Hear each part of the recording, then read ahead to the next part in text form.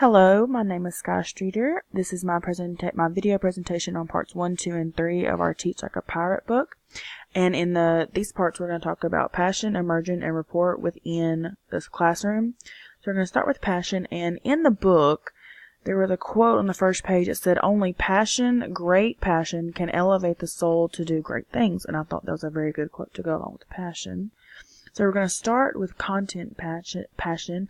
And what it mainly is like, what do we enjoy teaching about, like, within our curriculum?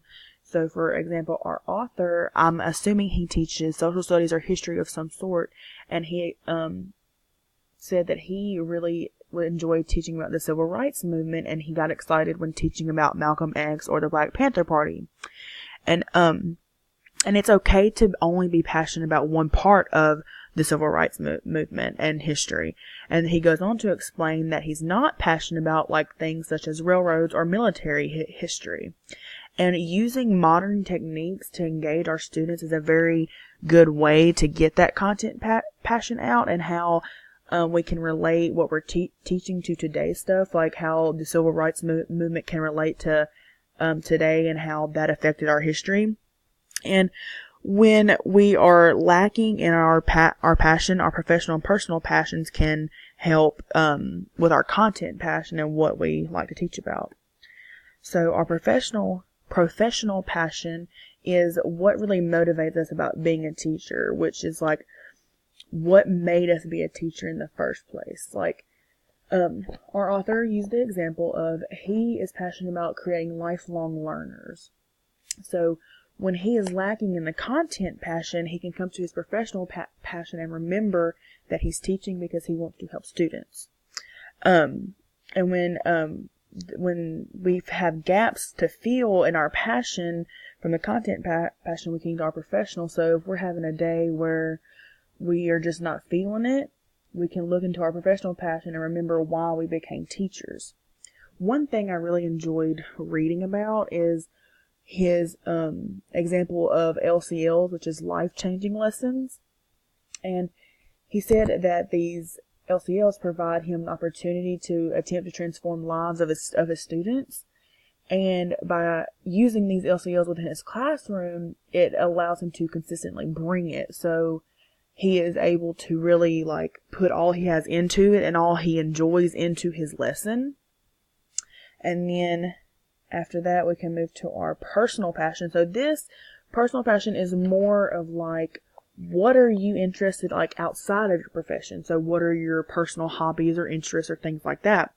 And by bringing this into the classroom, it shows, like, who we are, and we get to show off, like, who we are, what we do, what we enjoy. And by doing that, we're showing our students that their individual interests are important and what they enjoy doing has meaning.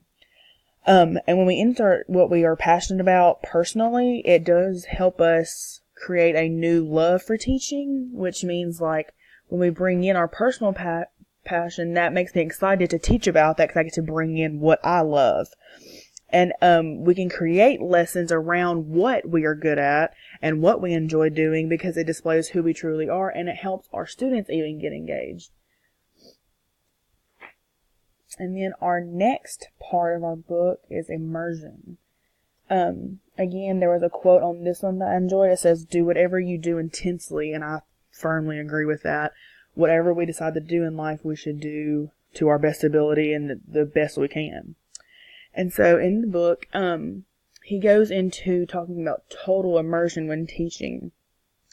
And he says that when we are in the classroom, students can tell when we are truly fully there in the classroom with them. They know when we have good days, they know when we have bad days. And when we don't have that total immersion, we can make the students feel as if their presence in our classroom isn't important and what we're doing with them isn't important, which is never good, because we should always make sure that students know that they are worthy and that they are, like, important to us. And when we're doing this total immersion, we, along with the students, we're learning together. So being totally immersed means that we are constantly learning along with our students. And when we have total immersion, that shows that we establish power within our classroom, and that we can build a good rapport with our students. Because being totally immersed means that you are totally there and the students can see that, and that builds a good rapport with them. And speaking of rapport, that brings us to our third part. And again, another quote at the beginning of it that I really enjoyed reading. 100 victories in 100 battles is not the most skillful. Subduing the other's military without battle is the most skillful. So, when we need to build rapport, we need to not try and get our students interested in what we're teaching. We should rather center our material that we are teaching into their interests that they already have. And then when we're also building rapport, we should start building on the first day of class. So we can start by figuring out what students' hobbies are, what sports they enjoy, what movies, TV shows, what activities they enjoy doing, what excites them outside of school. And building rapport is another good way to build rapport is through connecting our lessons to today's topics.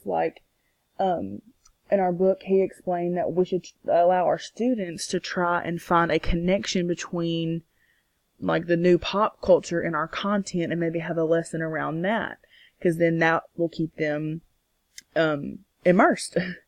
And then he also said that a good idea is to try reading the paper or watching the news while remembering our class and seeing what current event can relate to our lesson that would keep them focused.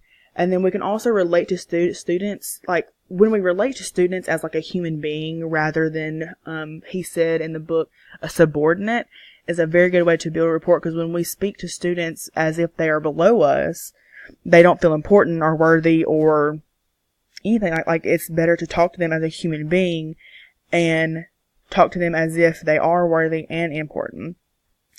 And I really, so far, have enjoyed this book. He is very wise in what he talks about, and I feel like he talks to me as he's one of my friends and rather than just reading a textbook. So I look forward to my next presentation and being able to finish this book.